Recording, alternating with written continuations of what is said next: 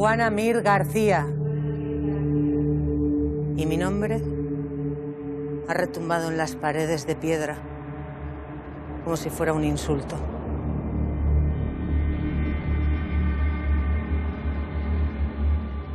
¿Edad?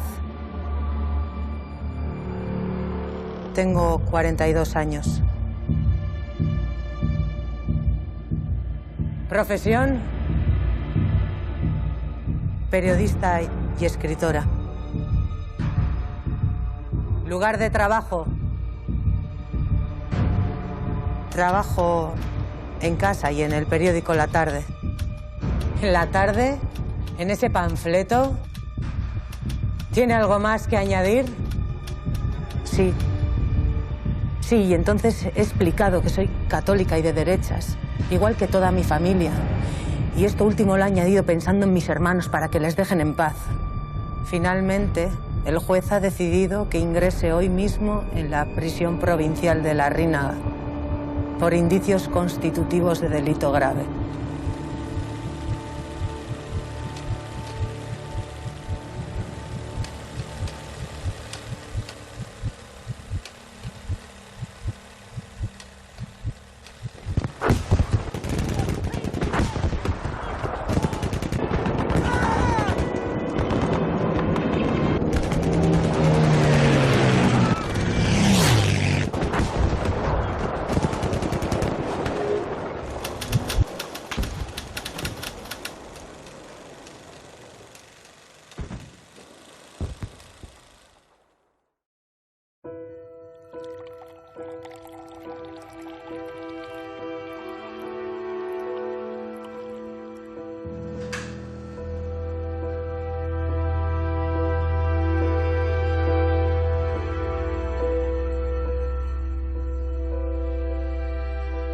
Juana Mir fue una periodista y escritora y que llega a Bilbao en 1910 con su familia y bueno, pues su mayor ilusión desde pequeña parece ser que es ser periodista y escritora.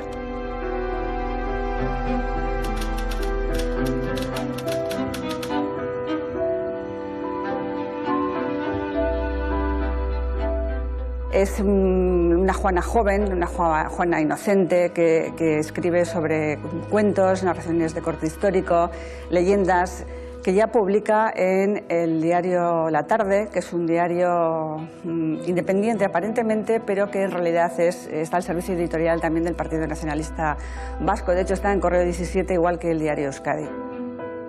Cuando llega la guerra civil es cuando empieza a denunciar, digamos, las barbaridades que están haciendo por el ejército sublevado, ¿no? El ejército rebelde.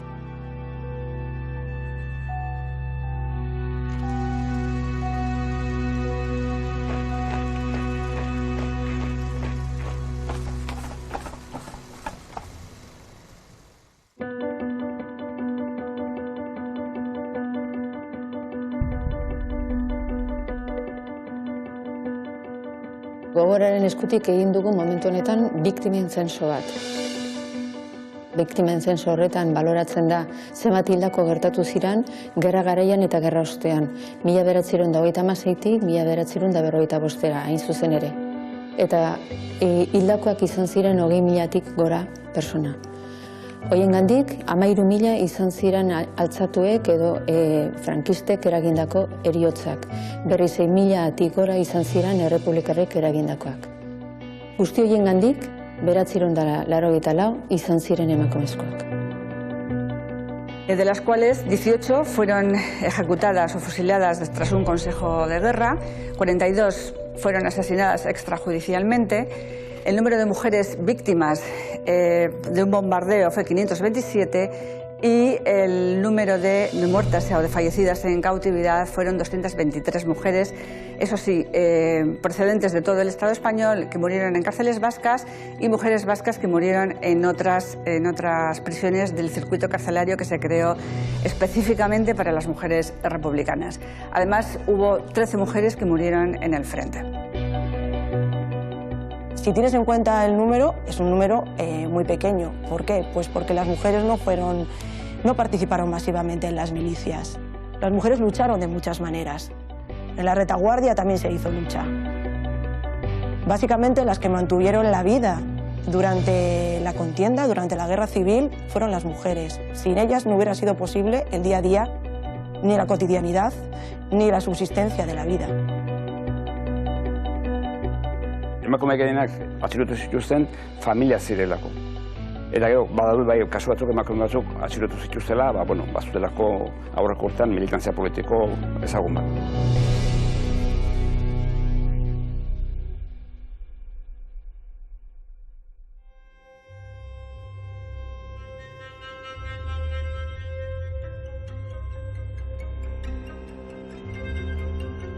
En Álava hay un total de 3 casos documentados de mujeres asesinadas en zona sublevada entre 1936 y 1945.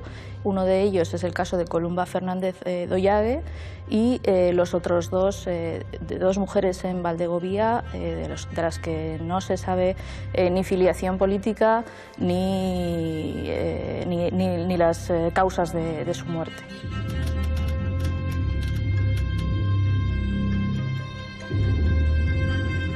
Columba Fernández Doyague era una mujer anarquista en Vitoria. Ella era afiliada a la CNT y participó en las protestas en el aniversario de la Primera República en abril de 1932 y por esto ya era conocida en 1936, cuando al pasar por la prisión provincial de la calle La Paz, pues unos soldados le ofrecieron tabaco y ella protestó contra la sublevación a estos soldados, diciéndoles que así les engañaban con vino y tabaco, y por este motivo pues fue encerrada. A Columba se le acusa pues de ser militante anarquista.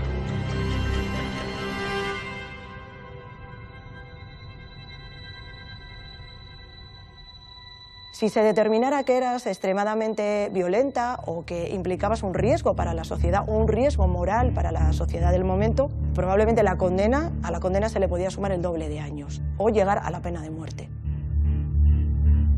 A Columba no se sabe realmente cómo la mataron, sí que se dice que pudo ser de camino a La Guardia, pero no existe documentación de que ese 17 de septiembre de 1936 se dieran esos hechos. Se sabe que se la sacó de Vitoria, pero como decía, nunca se encontró el cadáver de Columba Fernández.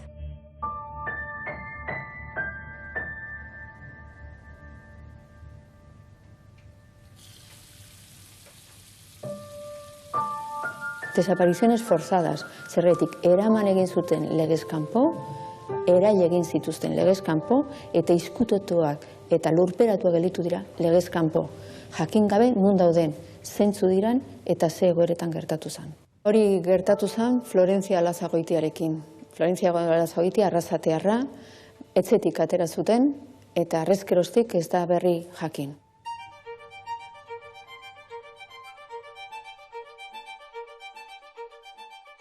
Florencia Lazagoitia era mi mamá. Ella era socialista republicana. Vivía en Mondragón, en la calle Resusta. Tenían un negocio de ultramarinos que lo regentaba junto con mi abuelo Tomás. Tenía 38 años cuando la detuvieron. Tenía 3 hijos, mi padre de 10 años, mi tío Juan Mari de 5 y mi tía Asun de 2. Ella estaba embarazada de 5 meses justo cuando la detuvieron y cuando la asesinaron. Egia da, Arrasaten, 1924an urreko irautza saioan izuten Unión Cerrajerako gerentea. Eta sozialistekin zuten. Eta orduan 2 urte geroago, frankistak sartu ziren Arrasaten, mendeko hartu nahi zutela, ezta? Eta mendeko horren barruan ulertzen da edo azaldu daiteke, neskatila hori hiltzea adibidez. Fue detenida el 26 de septiembre de 1936. Se había marchado con sus hijos al barrio de Udala porque la situación no pintaba bien. y ese día 26 pues bajaba a ver cómo estaba la tienda. Les acompañaba ese día, les acompañaba mi padre. Y ese fue el último momento que nosotros conocemos algo sobre la mamá y no sabemos nada más. A mi padre con 10 años le llevaron con ellos al frente. 10 años. Tenemos un documento, hay un documento donde dice que el niño de 10 años, Eduardo Roa Olazagoitia, se presenta como voluntario para ir al frente con los requetés. Imagínate, yo tengo una nieta de 9 años, imagínate un niño de 10 años. De 10 años en el frente, que lo llevarían como mascota o no sé.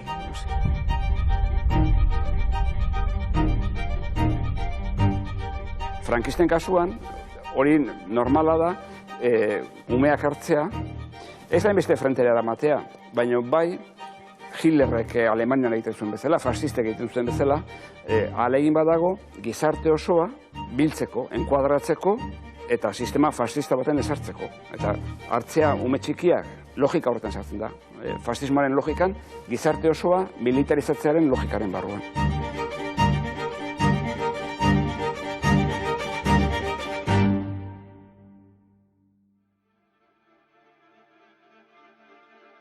En mi familia, sobre todo, bueno, pues con mi hermana Susana y tal, siempre comentamos que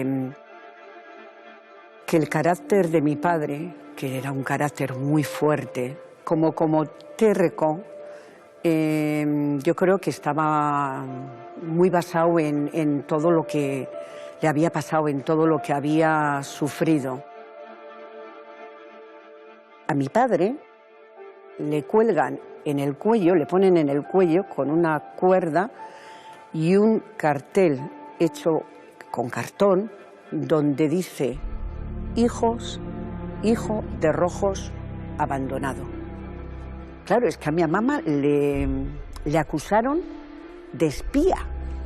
Le acusaron de espía.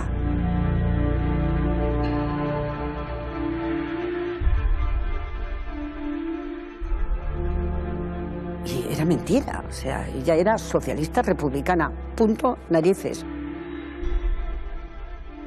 Florentziak gutxienez biana izan zituen frentean borrokatzen errepublikarrekin, bat egin zen frentean, eta bestea Dragoi bataioiko komandantea izan zen. Dragoia ziren Alderdi Sozialistaren gazteriak antolutako bataioiak gerra aurretik, eta gero gerran armadako zati bilakatu ziren. Eta pentsatzen dugu, kide partaide izatea, Alderdi Sozialistako partaide izatea, eta bereziki anaien militantzia izan zela, atxilotu eta fusilatzaren arrazoi nagusiak.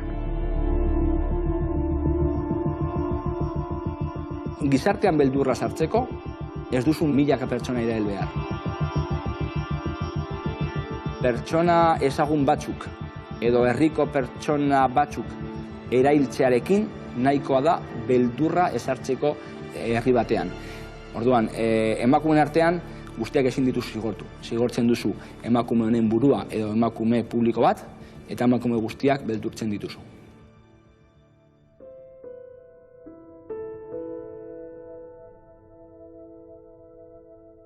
Yo era la única mujer periodista del periódico La Tarde y también colaboraba con la revista Radio. Míranos. Aquel último brindis de 1935. Aquel último brindis en el que los compañeros y yo brindábamos por un año nuevo. Y fuimos tan ingenuos que preferimos suponer que el mundo se arreglaría solo, que la grave crisis económica, las duras consecuencias de las revueltas obreras del 34 en Asturias y los acuciantes problemas políticos se solucionarían tan solo con desearlo. Y es que por aquel entonces yo me sentía feliz. Tenía la profesión que había soñado, la vida me sonreía. Acababa de conseguir una columna entera para mí sola, mi columna. La mujer escribe. Iba a ser un salto cualitativo en mi profesión. Un artículo de opinión firmado con mi nombre. Era un ascenso en toda regla.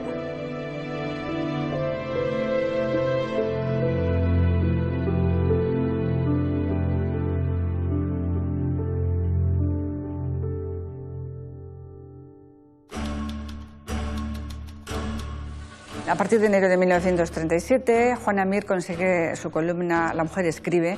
La voz de Juana se vuelve una voz potente que denuncia claramente, sin ningún tipo de tapujos, lo que ella piensa sobre la guerra y sobre lo que está ocurriendo. Todo lo que escribe tiene que ver con su talante pacifista, en el sentido de que, por ejemplo, ella sueña con un mundo sin fronteras, sin salvoconductos, un mundo ideal, digamos, en el que no haya guerras, ¿no?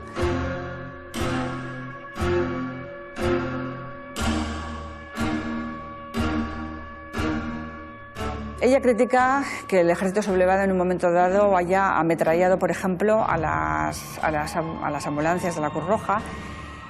Critica la angustia infantil de los niños evacuados a Inglaterra. Critica el hecho de la separación de los padres de los hijos, hablando precisamente de la evacuación de niños al extranjero para librarse precisamente de los bombardeos.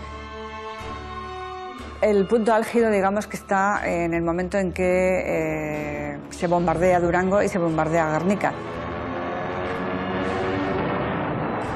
Ella escribe un artículo que dice: si Durango y Guernica no hablarán tan claramente.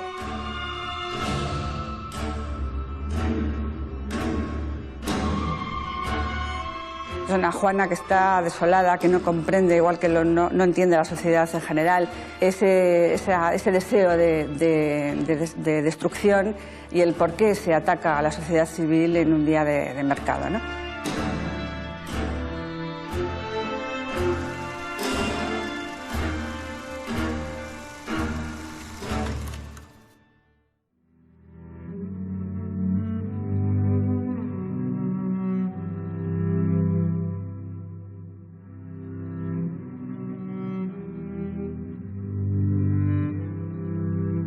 Heriotzez gain, emakumezkoek jasan zuten errepresio berezi bat. Beraiezko errepresio hori gehien bat izaten zen bere itxura fisikoa zela eta. Hau da, bere itxuraen humilazioa sortarazteko.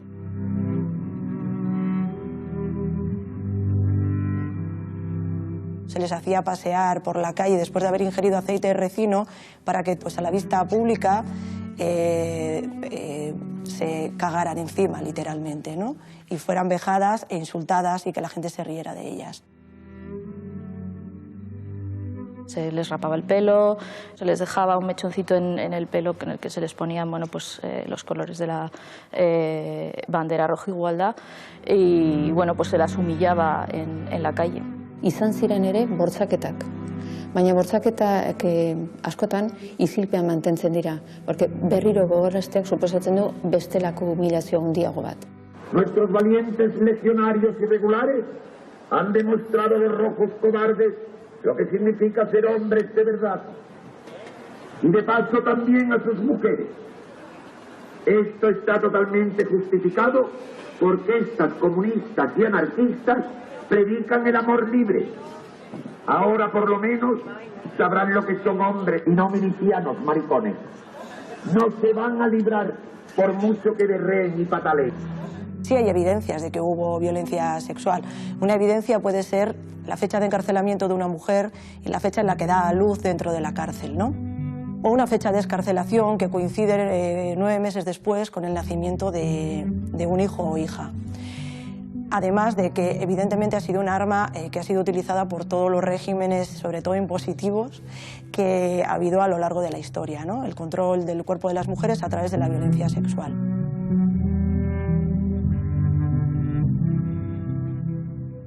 Nahi zuten zen bereziki beldurra sortzea eta humilatzea.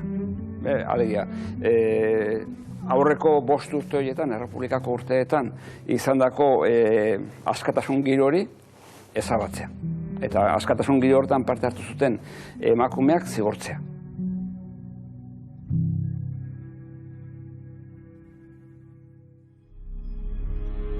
¿Sabes qué?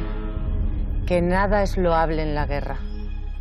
Pero hay en ella hechos de un salvajismo tal, de una vileza tan grande, que muchas veces me pregunto, asombrada, a qué clase de seres pertenecen los que se encargan de consumarlos. Hay que hacer imposible la guerra, para no hacernos cómplices de sus horrores.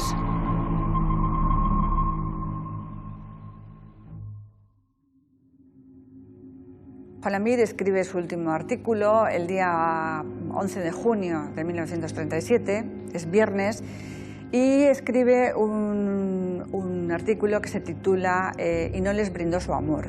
Ese es el título.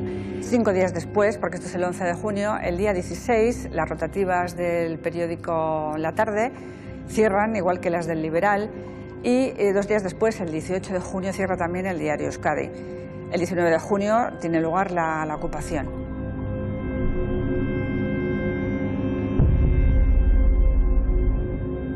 A partir de ese momento, Juana tiene que espera en casa a ser detenida en algún momento, ¿no?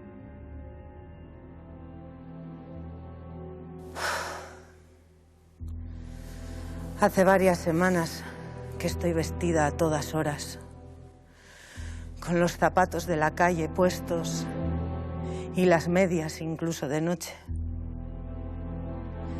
Por las mañanas me lavo, me peino, me maquillo ligeramente como si fuese domingo. Negué el miedo y el instinto de peligro y por eso estoy aquí, ahora, oyendo cómo tocan el timbre y aporrean la puerta para que abramos. Ahora sé que el momento ha llegado. Les ha abierto mi hermana Genara, que a pesar de estar tan preparada para este momento como yo, no ha podido evitar hacerse pis encima cuando los ha visto entrar a paso rápido, asomando la cabeza por las habitaciones, tirando al suelo todo lo que les daba la gana, hasta que han llegado hasta donde estaba yo, esperándoles, de pie, con mi maletita de detención que tengo preparada desde hace tiempo. Y allí, bueno, pues le interrogan, hacen un primer interrogatorio preguntándole a ver si ella sabe lo que ha escrito, si sabe la repercusión que ha tenido tanto aquí como en el extranjero, y ella contesta que no. Lo que sucede es que el día 6 de julio, al día siguiente, le trasladan, después de pasar la noche en comisaría, le trasladan ya a la cárcel de la Reinaga. Y allí es cuando ella seguramente empieza a ver que las cosas se están poniendo feas. En esos días supongo que ella conoce el terror de las sacas. Durante la Guerra Civil en zona sublevada eran habituales los paseos y las sacas. En los paseos le iban a buscar a la persona a casa y bueno, pues esa persona desaparecía, y las sacas bueno, pues, también se iba a buscar a estas personas a la cárcel y también bueno, pues desaparecían y no se volvía a saber de estas personas. Las sacas eran exactamente que los guardianes aparecían en el pasillo a la noche y hacían salir a los presos de sus celdas y les leían una lista con los que iban a fusilar al día siguiente, al amanecer.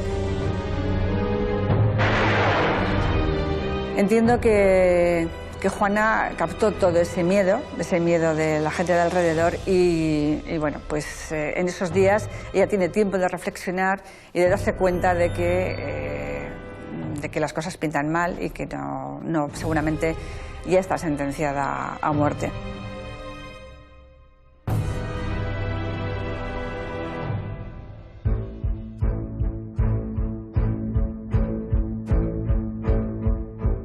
Emilio Molak garbi asko utzi zuen bere aldarrikapenean Fronte Popularren kontrako errepresio egin behar zutela eta bere ideologi hori erakusten zutenak fusilatu edo erreprimituak izan behar zirela. Eta bete egin zituzten beraien aginduak. Eta horregaitik bereziki lehengo hilabetetan, hau da, uztailetik urria bitartean, hor erailketa asko gertatu ziren.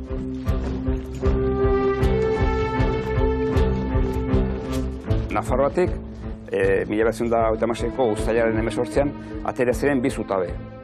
Bat, Madrilera joan nahi zuena, Soriatik, eta hor zegoen Mola bera, eta bestetik Gipuzkora bidali zuen beste talde bat. Pentsatuz, Gipuzkoa berea euriko zela, ze Gipuzkoako bizalen artean asko karlista ziren, eta beste asko oso katolikoak. Eze gertatu zen, Donostiako militarrak zirela matxinatu, hasieran behintzat, eta orduan horrek aukera eman ziren anarkistei eta komunistei bereziki antolatzeko.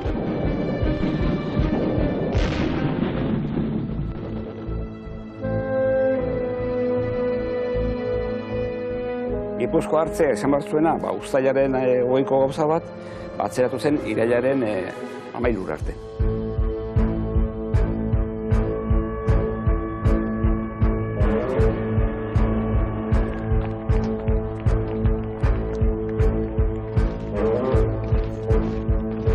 Eta orduan, mendeku bezala, baina horiz bakarrik hemen, Espainia osoan eta Nafarroan askoz ere gehiago, egiten dutena da, aurre egin dietenak, edo ustez aurre egin dietenak eta eskura daudenak, atxilotu eta asko fusilatu.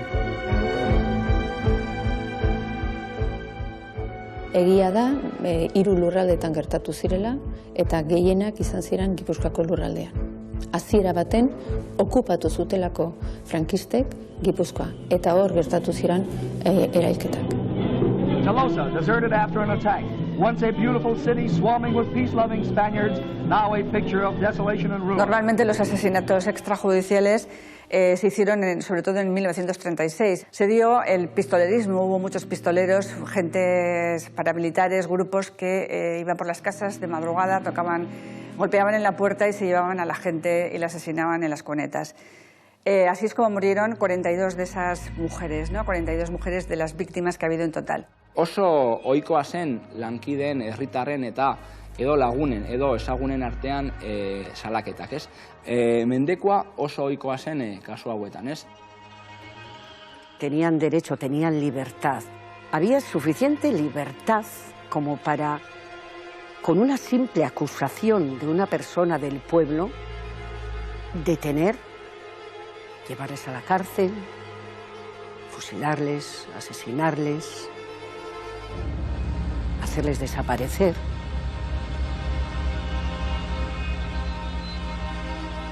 Daudan, hasi ziren salatzen familiakoak, auzokoak, ingurukoak, irautzaile zirenak, ezkertiarrak zirenak, elizara ezinera joaten, zorra zituztenak, haien etxean nahi zutenenak.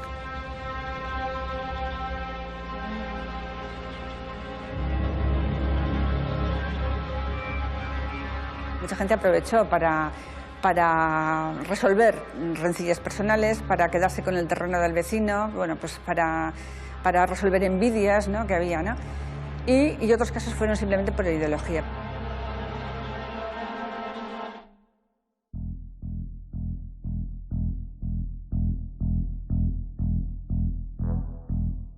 Emeteria Ramuruzabala era mi abuela, que vivía en el caserío Arane, en Marín, en la antiglesia de Marín, cerca de Escoriaza, y que tenía 9 hijos y se dedicaba a las labores del caserío. Tenía 57 años cuando la cogieron y la llevaron a Ondarreta y luego a Hernani y la fusilaron.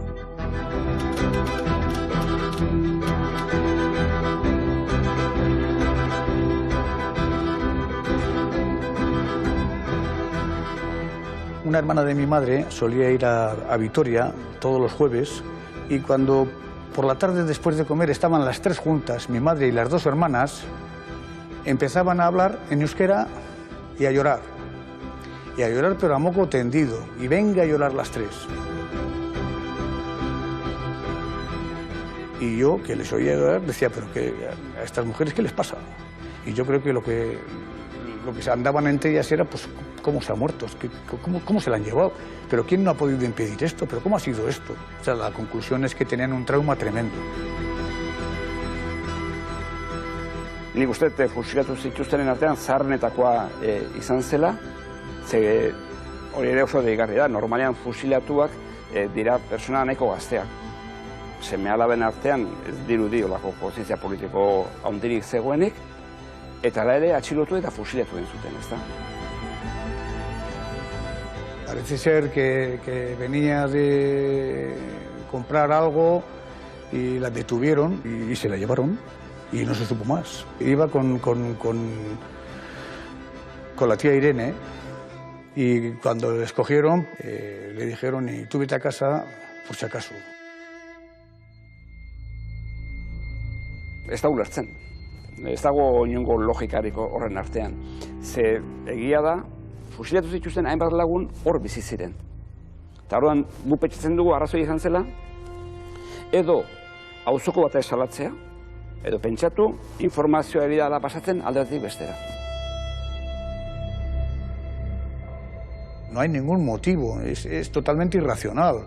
Eso no obedece a nada. ¿Qué daño iba a hacer una mujer con 9 hijos, como digo yo? Dicen, ¿cuál fue el pecado de tu abuela? Pues yo creo que tener tantos hijos, porque por otra cosa no entiendo por qué, y viviendo como vivían en un caserío.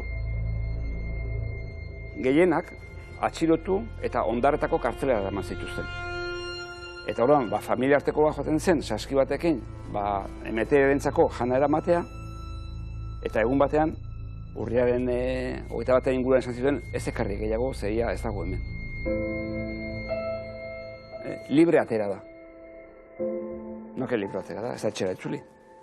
Hemendik libre atera da. Gu daukagu papela esan duena libre atera dela. Gauetan, etortzen zen pelotoi bat kanpotik, karlistek eta fanajistek osatuta, eta aukeratzen zituzten preso batzuk. Zeren arabera, ez dakigu.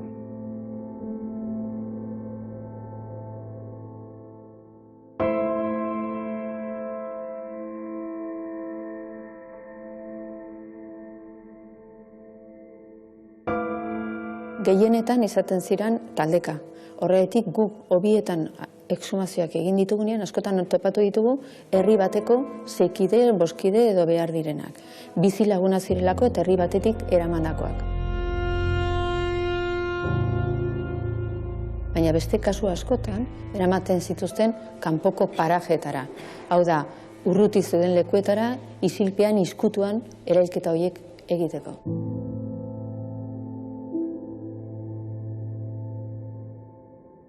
Daukagun dokumentu bakarra da, Guardia Zibilaren dokumentu bat esaten duena, aquí, en el cementerio de Hernani, yacen 8 sacerdotes y otros 119 personas fusiladas por las tropas franquistas, por las tropas nacionales. Gipuzkoan afusilatu zituzten artean, eta Hernanin afusilatu zituzten artean, 9 emakume zeuden, eta emakumeen artean ez dago horako irizpide bakar bat batzen dituena. Emakume batzuk etxeko andrea ziren, inongo kutsu politikori gabe, behintzat ez dugu ezagutzen. Beste batzutan, politikan bat zuten parte hartzea, baina oso eskasa, eta beste batzuk izan ziren familiakoak, komunistak edo eskartereak zirelako, ez da. Logika bat bilatzean, bilatzen dugun bakarra da, mendeku hartu nahia, ez da. Besteek alde egin zutelako, geratu ziren artean, izua zabaltzeko modu bat. Que son todo conjeturas, no hay nada, oficialmente no hay nada. Y no hay ningún documento, ni hay ningún juicio, ninguna acta de juicio que diga por qué se le ha matado, no hay nada. Se la han cogido, se la han llevado y la han fusilado. Y punto.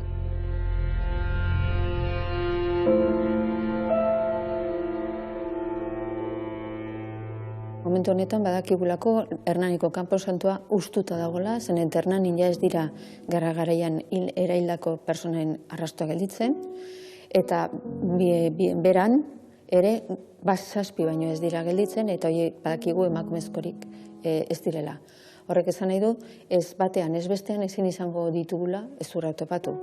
Gelditzen zaigun aukera bakarra izango litzateke oihartzun, eta hori da momentu honetan egiteko lana.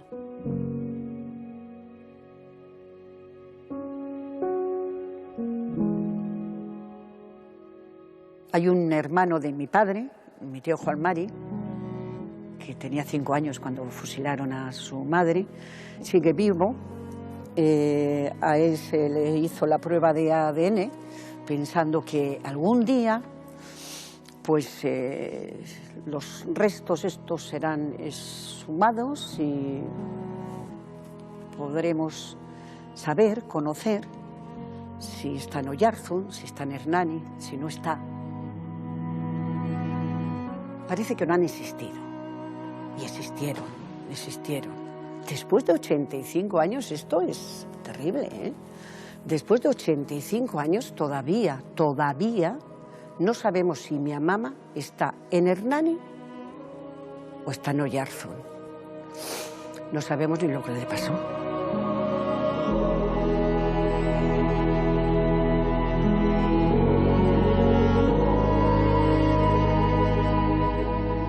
Nos da mucha pena que no se puedan recuperar los restos porque nos hubiera gustado.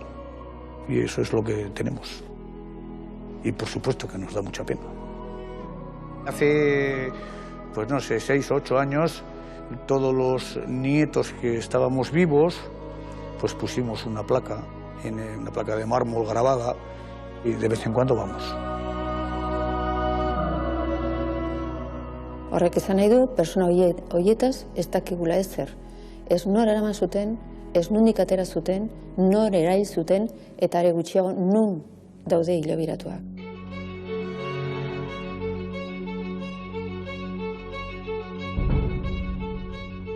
Horregatik topatu arte, ez dugu beraien historia atzera aurrera egingo. Ez dugu bere historia berreskuratuko ez baditugu topatzen. Errepublikako fusilatu askoren kasuan, tragedia bekoitza da, fusilatuen zituzten, eta bestetik familiak ez dauka toki bat, esateko hemen fusilatu zuten, edo hemen dago. Ez gaia, frankistek ahalegin egin zuten, hori ez gertatzeko. Mi abuelo nunca habló de lo que ocurrió, igual que mi padre nunca, jamás quiso hablar. No era capaz de hacerlo. Era un tema tabú. Éramos como una familia llena de secretos. Nunca se hablaba de nada.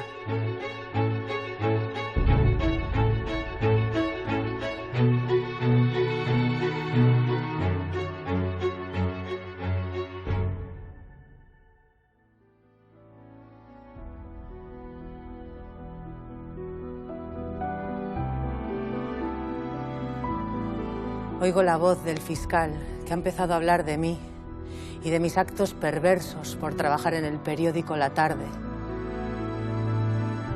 El fiscal ha dicho que mis artículos injurian al glorioso ejército porque le atribuyen hechos falsos y porque se usan términos despectivos y calumniosos. Y mi defensor no ha dicho ni una sola palabra.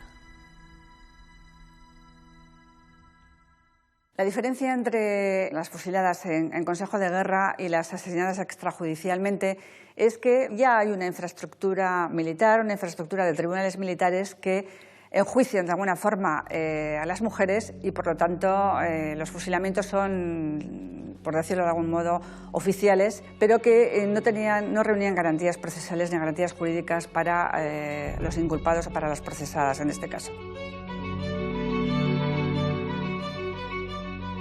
Gerra kontseilietan kondenatzen zituzten, bereziki bi arrazoigatik. Bat, abertzaleak zirelako, eta bestea ezkertiarrak zirelako, eta teorian matxinatu zirelako agintari militarren aurka. Zena la justicia al revés. El 4 de enero de 1937 fue la fecha de la matanza de las cárceles de presos de derechas en las cárceles bilbaínas, en Ángeles Custodios, en la cárcel de la Rínaga, en el Carmelo.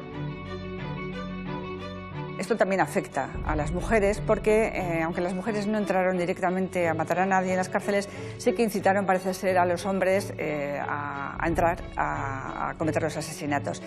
Y estas mujeres, bueno, pues fueron llevadas al paredón.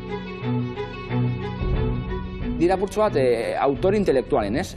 Autore krimen hauen autore intelektualak leporatzen zaie, ez? En Vizcaya, en concreto, en el territorio de Vizcaya, hubo 11 mujeres fusiladas, de las cuales 10 eran vecinas de Vizcaya y una era vecina de Castro. Juanita Mir, Cecilia Iririn, Ana Naranjo, Berta Peña, la última, Leónide de Santruejo.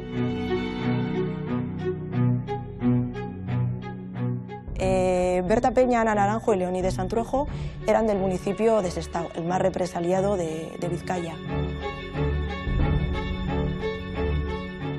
Oso azkarrak ziren epaiketa hauek, 10 egunetan egiten zuten prozesu osoa. Jende asko epaitzen zuten kausa berean. Presoak ez zuten konfiantzazko abokaturik. Bazeukaten abokatu moduko bat, beraiekin ez zutela hitz egiten. Abokatuak bakarrik eskatzen zuen pena apurtxo bat lehuntzea. Presoarentzat oso prozesu gogorra eta latza zen. Los consejos de guerra eran una suerte de teatrillos. Normalmente se hacía de una manera rápida, lo que conocemos como sumarísimos, sumarísimos de urgencia, y pasaba muy poco tiempo entre que eran detenidas y digamos que se les leía la sentencia en consejo de guerra. Lo que se decía en una primera instancia prevalecía, por muy irreal que fuera, que eso sucediera.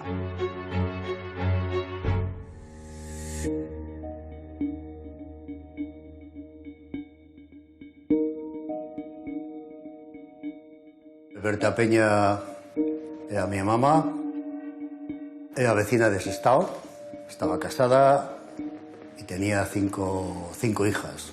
En ese momento tenía 42 años. Mi mamá era una socialista, nunca lo negó, una socialista convencida, pero nunca fue, digamos, una dirigente ni del Partido Socialista ni tan siquiera a nivel local.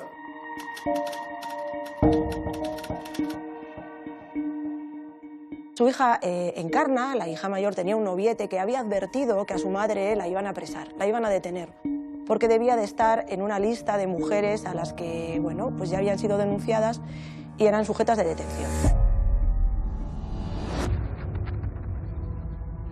Mi aitite estaba en esos momentos en un batallón de trabajadores republicanos haciendo trincheras en corrales de Buelna, y hacia allí se dirigió mi mamá con las hijas. Pero finalmente, bueno, no era un sitio para estar ahí precisamente en una zona de guerra y de trincheras, y tuvieron que abandonar a mi aitite y se dirigieron hacia Santander, y allí mismo la detuvieron, en el puerto de Santander. Las trajeron en una gabarra hasta Bilbao, hasta Zorroza. A mis tías y a mi madre las dejaron solas y a mi mamá, en fin, la separaron de sus hijas y la trajeron a los calabozos de Sestao, a lo que antes se llamaba la Perrera municipal. Permanecen durante un tiempo deambulando por la calle hasta que un vecino se apiada de ellas y la recoge en su vivienda. Mientras tanto, la madre, Berta Peña, está en el depósito de Urbinaga, donde permanece 15 días. Lo que nos ha llegado es que a mi mamá Berta se la tenían sentenciada, gente de derechas, porque en las elecciones que gana el Frente Popular, ella, como apoderada del Partido Socialista, pues en su colegio electoral denunció algún pucherazo por parte de gente de la derecha. Irailean bertan atxilotu zuten, birritan interrogatu, eta hasi ziren auzokidei eta instituzioi, Sestaoko instituzioetara bere informazio eskatzen, ez? Sestaoko Guardia Zibilak eta Sestaoko udalak Berta Peñaren inguruan informazio negatiboa bueltatu zuen, edo bidali zuen. Montan ese juicio militar sumarísimo, a Berta y a otro vecino les ponen el agravante de perversidad, que es un agravante que les lleva a la pena de muerte. Y esta es la parte que yo considero que era la que demonizaba a las mujeres, porque el juicio que se estaba haciendo era un juicio moral. Es decir, era una mujer mala no solo para la vida social, sino que era mala para el régimen. Y por tanto no debía de convivir con la gente de su municipio.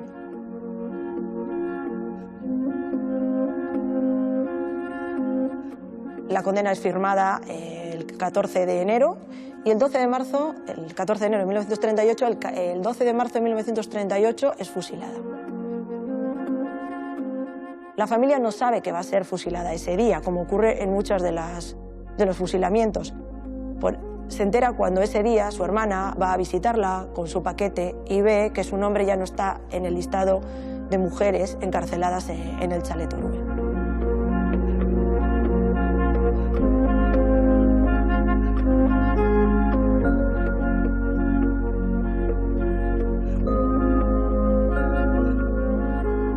Los últimos meses de mi mamá fueron realmente un calvario. Estaba muy mal, anímica, psíquica y psicológicamente pues mal, sabiendo que tenía una pena de muerte, que iba a dejar cinco hijas, y esa idea pues que la estaba consumiendo. Eso es el hecho de no saber si le iban a computar la pena de muerte, de algún intento de simulacro de ejecución que la hicieron, metiéndola, sacándola, pues que la tenía absolutamente consumida. La madrugada del 12 de marzo del 38, cuando la ejecutan, está fatal, está fatal, y se les escapa del pelotón de fusilamiento. La encuentran entre, en fin, algunas tumbas, y ahí la ejecutan con un tiro en la cabeza. Eso lo dice el propio atestado del forense. La reconoce el cadáver y eleva una declaración de fallecimiento diciendo que ha sido muerta por bala de pequeño calibre.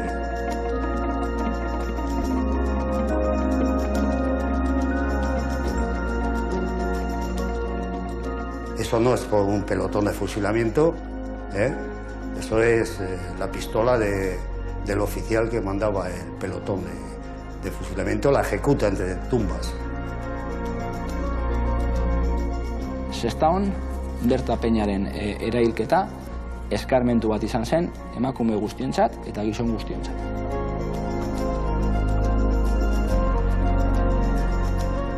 Era el ejemplo para miles de vecinos y vecinas de por dónde tenían que seguir, qué camino era el que tenían que seguir y qué era lo que les podía pasar. Mi madre nunca nos habló de su niñez, ni de su buena ni de su mala niñez. Seguramente fueron unas niñas bastante marcadas en el pueblo, ser hijas de una roja, como la llamaban a mi mamá, y pues que, no voy a decir que estarían acomplejadas, pero seguramente estaban bastante aterrorizadas de significarse de que eran las hijas de quién era.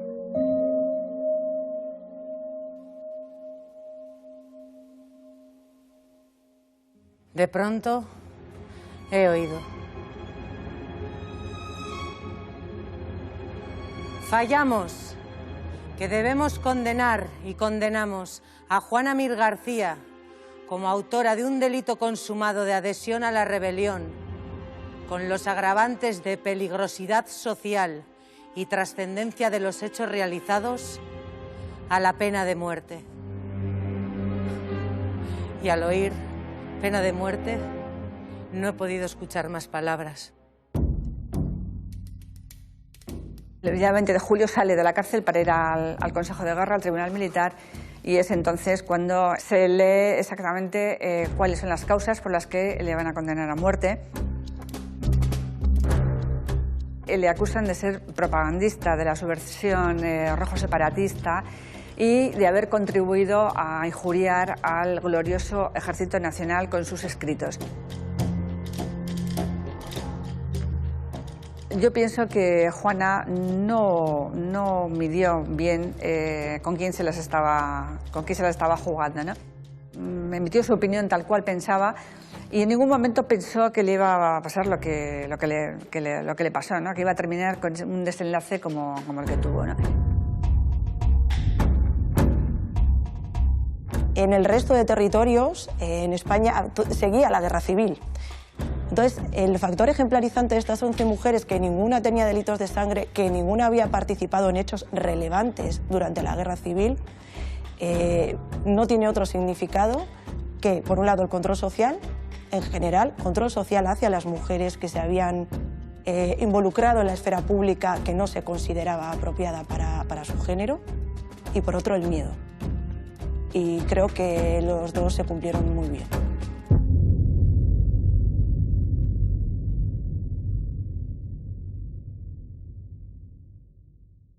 Un cura ha venido a hablarme, quiere que confiese mis pecados, y yo le he mirado con ojos de niebla. ¿Pecados? Y de corrido, como si lo hubiese estado ensayando toda la noche, le digo: me arrepiento de haber confiado en la justicia de los hombres, pero sobre todo me arrepiento de no haber vivido suficiente, de no haberme marchado a tiempo, de no haber dejado que mis sueños se materializasen. Me arrepiento de no haberme dado una oportunidad y de la guerra que nunca debió llegar a nuestras vidas. Quiero morir con dignidad, pero me tiembla el cuerpo y tirito. Es el destemple del alba, pero sobre todo es el miedo a la falta de compasión y al gesto de hielo de los militares que invade mi cuerpo. No tengas miedo, Juana, será breve, me digo para aliviarme.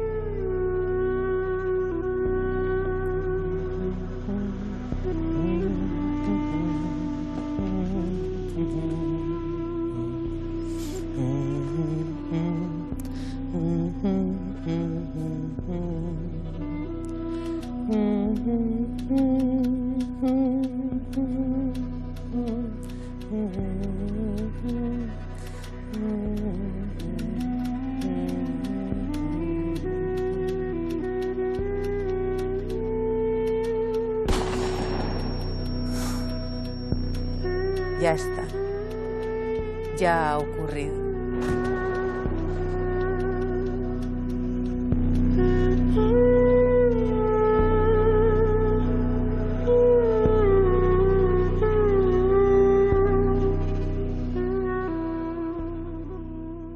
Juana Mir es fusilada el día 5 de agosto de 1937 y no solamente murió Juana Mir fusilada, Melchor Jauragizar Hospitaletxe, que era otro compañero suyo de la redacción, también fue fusilado el mismo día que ella, junto con otros 13 hombres, eran pues de diferentes profesiones, gente corriente, albañiles, carpinteros, gente no conocida, ¿no?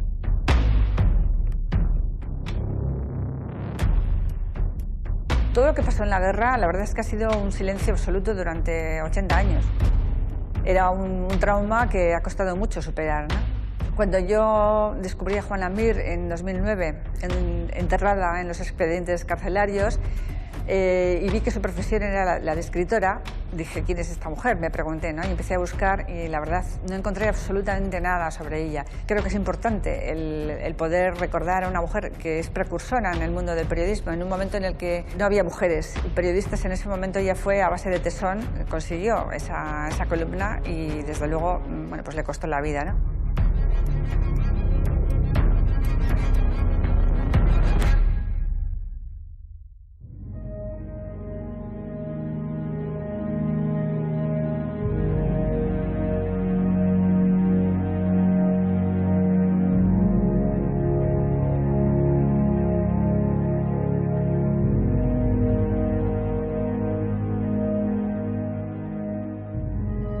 Emakumeak historian oso astuak izan dira, ez momentu honetan baizik eta betidanik. Orain dago benetan prozesu bat emakumezkoaren irudia, emakumezkoen izenak berreskuratzeko saiakera bat. Baina emakumezko asko inbizible izan ziren bere garaian eta jarraitzen dute ikustezinak izaten. Egia da guri dagokigun atala jorratzea. Hau da, jakitea gertatutakoa nola gertatu zen eta ze gertaerak izan ziren.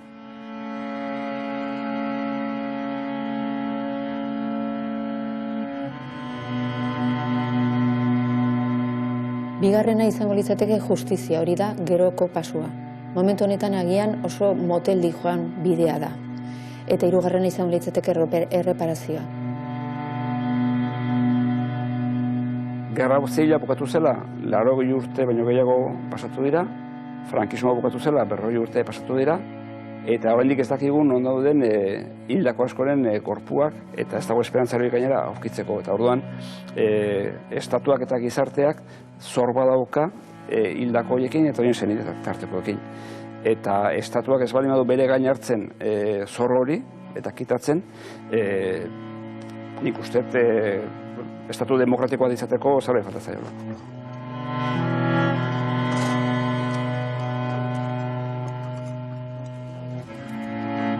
Askotan esaten da, desoberaketek zauriak zabaltzen dituztela. Gezurrutza da, are kontrakoa da. Zauriak zabaldu beharrean, zauriak itxi egiten dira. Jendeak nolabait ja baretasuna lortzen duelako eta nolabait bere egoera hobetu egiten duelako. Desobiratu ditugu persona guztien artean, badakigu 2 emakumezko bentsat izan zirela. Bat guk atera genuena 2010ean Latejeran, Monika Barron izenekoa identifikatu izan baitzen, eta beste bat, badakigu atera zela 1978an Oiartzunen Iragorrin, baina haren izena ez dakigu. Eta hori askotan gertatzen da, porque zerrendetan ikusten dugu batzutan gizonezkoen izena bizenak, baina emakumezkoena desconocida, desconocida, desconocida.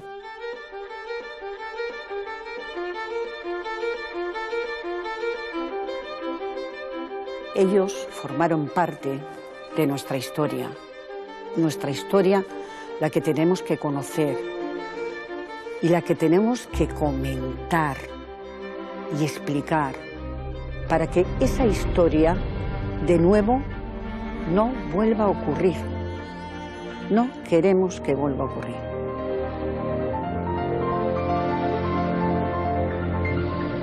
Ya es hora, ¿no?, de que tengamos una memoria histórica en Euskadi. Es que es nuestra historia, es nuestra historia, es la historia de Euskadi. Es la historia de Euskadi, no solamente es la historia de la familia de Florencia Olazagoitia Ceciaga, no, hay muchos así.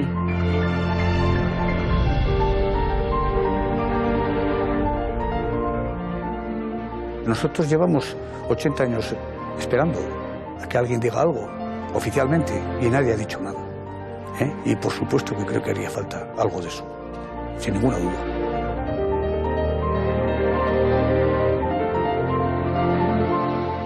Y nosotros lo que pedimos es dignificar a mi mamá, dignificar a todo su entorno, a sus compañeras, y declarar de una vez que fue procesada en juicios sumarísimos, militares, sin garantías procesales, declarar nulos de raíz todo este tipo de montajes y de juicios.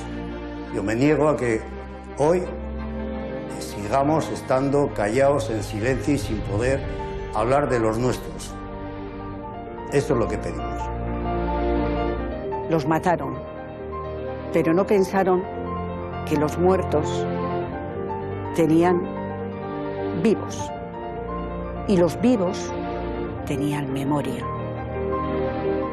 Esa es la memoria que queremos recuperar.